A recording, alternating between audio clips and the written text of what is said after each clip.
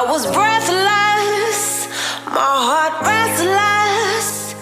Every turn felt like it was wrong, but I kept going to show I was strong. Pushing to my